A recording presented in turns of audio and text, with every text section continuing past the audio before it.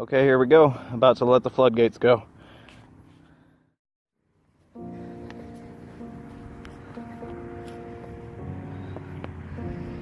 All right.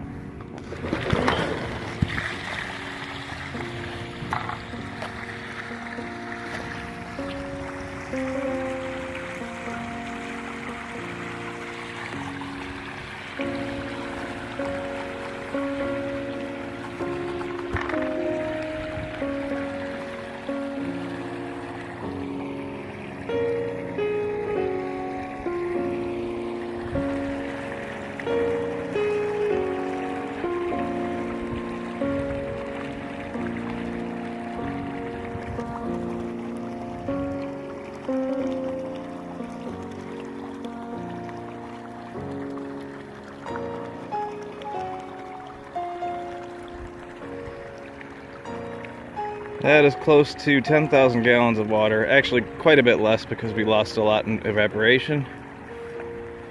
But it's still a heck of a lot of water. And it's still coming.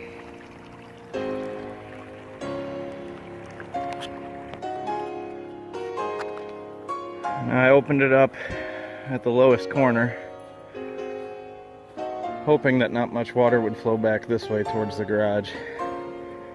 And so far, so good.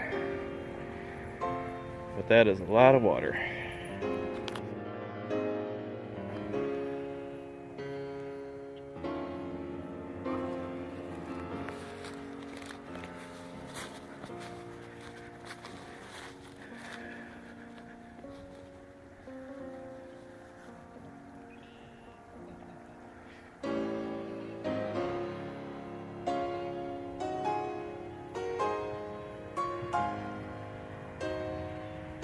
Well, I'd say it's going to be pretty muddy over here for a while.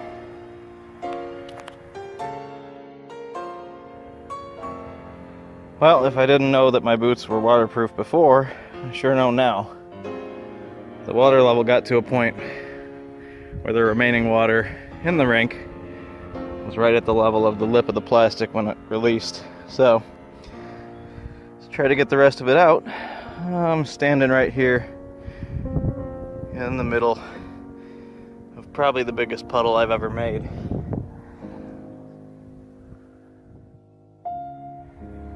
So while I'm standing here allowing some of this water to leave the rink, I guess I can explain to you a little more.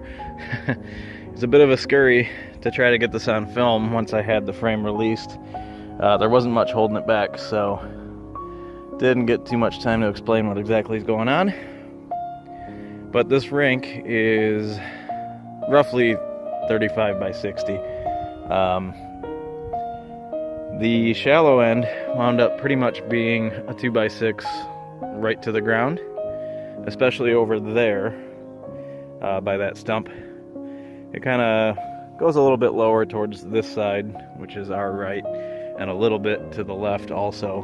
But this end that I'm standing at wound up being a 2 by 6 about 8 inches off of the ground. So roughly, 14 inches depth. After the first fill, it was basically filled to about an inch below the outer rim, which is level all the way around. So to start, it was close to 10,000 gallons, but throughout the season we lost quite a bit of water. We had a couple of big thaws. So it wound up being, if I had to guess, I'd say a third of the height lost on the far end. So I don't know what that would be volume-wise, but it actually worked out better because we wound up getting some usable boards, because the first couple of weeks, being 1 inch away from the rim, pucks were just flying everywhere. So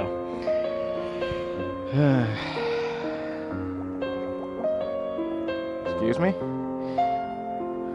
Promise that wasn't me.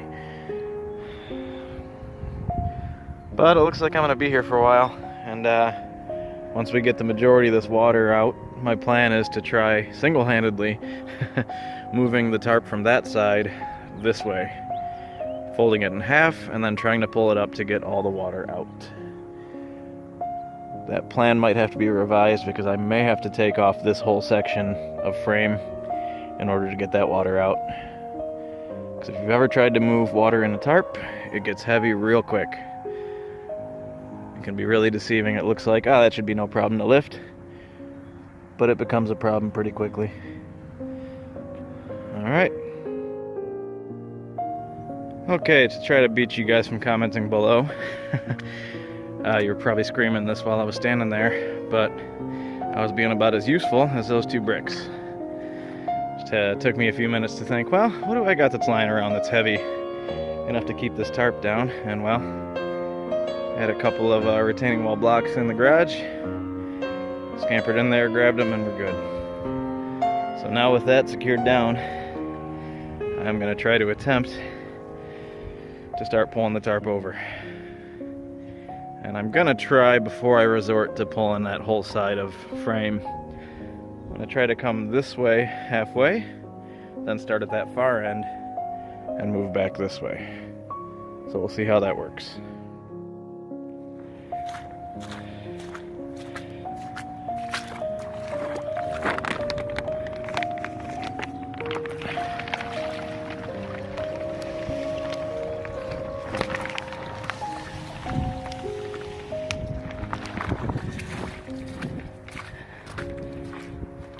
Watch as the water rebounds.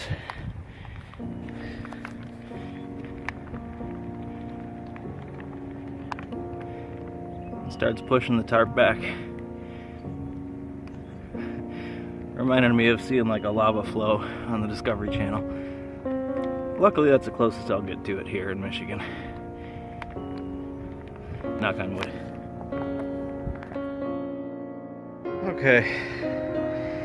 I've got it like about 90% of the way out, but this is like the worst part because there's probably at least another good, I don't know if I had to guess, 100 gallons in just that little bit of tarp, maybe more. And as you can tell, I'm out of breath. This is seriously making me reconsider trying to reuse this tarp. Although I guess once I get the water out of it, the rest of it won't be too bad. Hoping on cleaning it before I packaged it up, but losing daylight soon, and I don't know that I'll have the time to do it.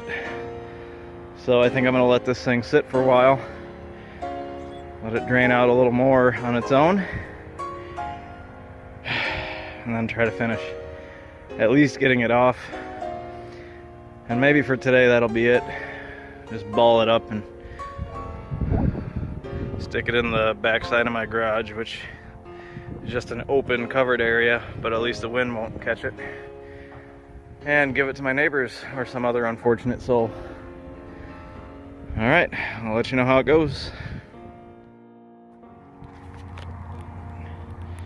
While I'm waiting for that water to drain, I noticed this well before even well before the ice melted, that this far wall that had all of the water weight on it got pushed quite a bit. We're basically looking straight down on it, and it's moved a good 2 inches to the left.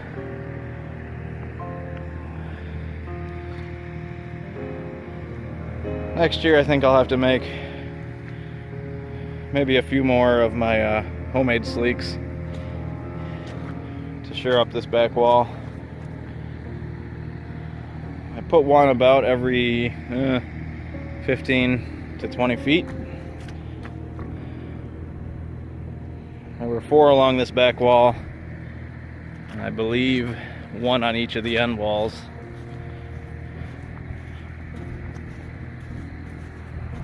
Yep. It's funny to see that the grass underneath the tarp survived pretty good. Then along this shallow wall, just made a tiny little guy over here. That little guy, I wouldn't worry about that little guy. But this wall did bend out a bit too. At least an inch, inch and a half. So, goes to show, it never hurts to overbuild something. And I think I was closer to the barely acceptable range than the definitely overbuilt range. So everything's a learning experience, though.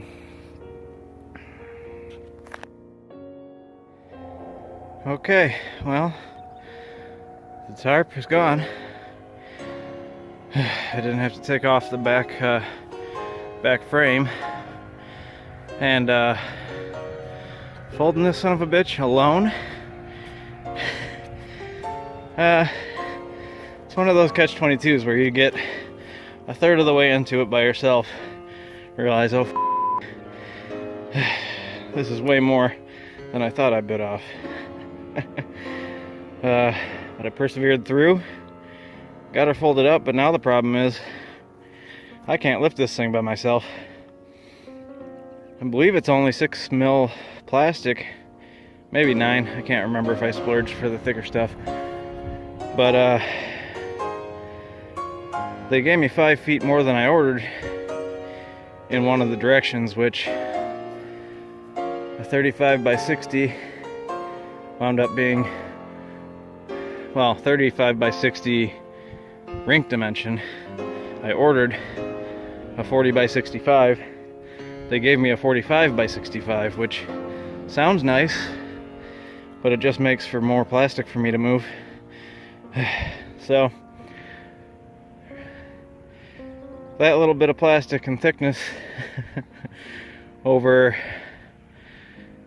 65 feet by 45 winds up being a lot of weight, especially when you add in the residual water that's still in that thing. Being alone, I did the best I could to get it all out, but I know there's still at least a couple gallons in there, maybe 10, I don't know. But for the night, I figure if I can't move it, the wind sure shouldn't be able to. Especially since the flap that would get caught by the wind is underneath it. So I think for the night, that's where it's going to rest till I can get another strong back over here with me to get it put away. And by next winter, I might decide just to scrap the whole thing anyways. I wanted to go bigger next year. So we'll see. These liners are reusable for at least, they say, 3 to 5 years. But they don't tell you the labor involved trying to reuse one. So next year I might save myself the sweat equity and just spring for a new one each year. So, well, we'll see what happens. Thanks for watching. Well, work smarter, not harder. Got her moved. See ya.